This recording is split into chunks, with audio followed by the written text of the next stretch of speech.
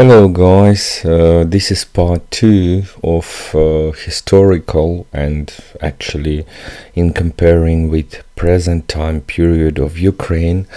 In the last part I explained you how the Nazis came, who's Bandera, what Bandera and Shuhevich did. They organized the nationalists movement of Ukraine. And after almost 8 years, these nationalists were brought back to Ukraine in 2014. They were prepared and trained, and then they were implemented into the government from the Poroshenko president to organize again this Nazi movement, reborn this shit style of government who hates Russians, who hates their own people, who kill innocent civilians in 1941, 1942 and 43, who created Division Galiciana, who fought just one fight and against Soviet army in 1941 and was destroyed. So in this part I'm going to continue with the more historical part of this Bandera movement, again how it was organized, what happened and how it was destroyed in 1941, and I believe that it will be destroyed again in 2022. So this is the movement of in 1941, and this is the movement of 2018. As you can see, it's pretty much the same. Nothing has changed. Now again, you see that time, check it out. This is our present time. They use the same flags. They use the same fire movement, like Hitler did in Berlin. They use the portraits, the pictures of Bandera, the traitor, the guy who organized million of innocent kills of civilian people, and they created these Azov, Donbass and Aidar SS divisions who's right now fighting against civilians, Ukrainian civilians. And unfortunately this is our present truth. And to know the truth right now, this is also a picture from Ukraine. They even salute, see how the Hitlers did.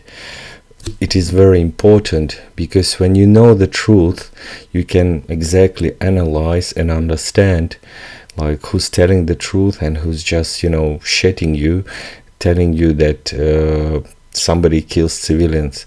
Only their own people kill their own people. And this is again present photo from Kiev. See, they admit that they are Nazis. So let's continue and discuss more about history of Bandera, Shuhevich and Nazi nationalists movements. Let's go. So if you remember, the Galiciana division was destroyed, and after that there was created UPA division, controlled and commanded by Wehrmacht captain. His name was Roman Shuhevich. That exactly Roman Shuhevich, very close and let's say the same general as the Stepan Bandera. What I'm going to tell you now is very important. As you can see, we have a letter in the history, in the archives, and this letter is on the screen. The UPA army under control of Shuhevich and Bandera was asking for weapon and ammunition from the German Reich, from the Hitler and commanding officers, to support them with the weapon and ammunition to fight against Soviet army in 1943. But they also request in this letter that it should be very confidential, so that the Red Army will not know that they receive the support and ammunition, and that the Ukrainian people under control of Bandera and Shuhevich fight against their own native brothers and sisters, the Red Army. Grinyoch was the middleman to organize support from the German Reich for the weapon and ammunition. And using this ammunition, the Bandera killed over 200,000 people in Volyn, among them Ukrainians and the Polish people too. So in 1943, when the Red Army came and freed the Volyn, the local people, they were giving these Bandera people and killed them and were prosecuting them just among the people. And at the same time, when the German Reich understand that they are losing the war, they create the diversion groups under command of Bandera, and they were sending them to the free territories which already were occupied by Soviet army, so that these diversion groups under control of Bandera can kill Soviets from the behind and make necessary diversion. The main role of Bandera was to organize and to control these groups when they make diversion behind the Soviets.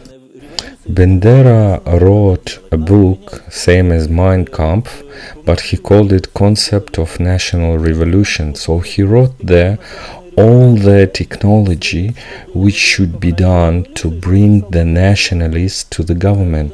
It's like an instruction, and everything what you saw in Ukraine in 2005 as the Orange Revolution, which you saw in 2013 and 2014 as the illegal government, and all the nationalist movements which were rising from 2014 and now still at large control of Ukraine, some major cities of Ukraine. Everything what is happening was written by Bandera 80 years ago as instruction, how to make nationalists movements, how to change the government, how to kill innocent people, how to kill Soviets, why you should hate Russians, why you should hate Jewish, why you should hate Polish, why you should dominate and make revolution to kill all them and make independent nationalist Ukraine.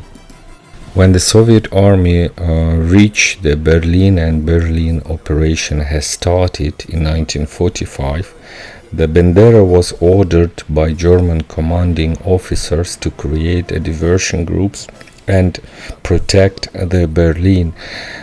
Bandera created these groups, but he escaped from the Berlin himself.